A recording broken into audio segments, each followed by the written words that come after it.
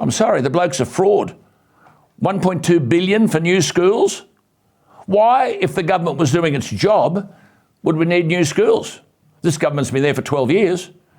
What's the Premier saying to the teachers at Gilgandra High School, who told the Education Minister, Sarah Mitchell, who's done nothing to address the crisis in education?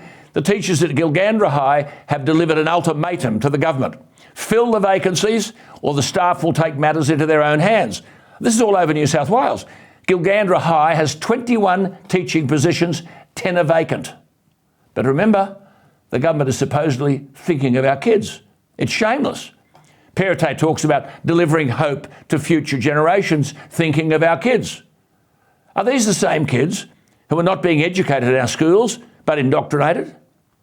Are these the same kids who face the fact that our 15-year-old students are 4 years behind China in maths, 3.5 behind China in science, 1.5 years behind New South Wales school children of 20 years ago? Are these the same kids sitting in a classroom where between 36 and 40% of the teachers are teaching subjects in which they have no special skill? Are these the same kids sitting in a classroom where nearly half of the nation's maths and foreign language teachers are not qualified to teach the subject? Nearly half.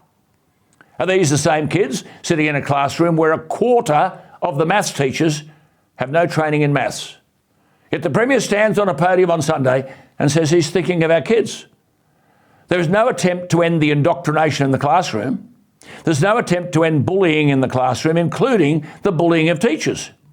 But now there's an election on, we're suddenly told that every New South Wales public school will have access to a trained anti-racism contact officer and best practice teaching of the Holocaust under an historic new agreement aimed at fighting anti-Semitic and faith-based bullying. I'm sorry, this is pie in the sky. Empty promises. Bullying of teachers is endemic. Without discipline, you can't have education. 3/4 of teachers in a recent survey felt unsafe because of abusive and demanding students and parents. But Parity is in government. What's he done about it? Nothing. One teacher complained of hitting, punching, shouting, screaming and tantrums. And the New South Wales Premier says he's thinking of our kids. Was he thinking of our kids when he called for the 15-year-old who stupidly threw a racist remark at the rugby league player Latrell Mitchell? Clearly the 15-year-old is a product of bad education. Racism ought to be out and the kid should be told that. But Premier Parity, thinking of our kids, says the 15-year-old should have a life ban. So the bloke who wore a Nazi uniform at his 21st birthday party and vapes is lecturing an obviously poorly educated 15-year-old for whom banning is not the answer. Education is.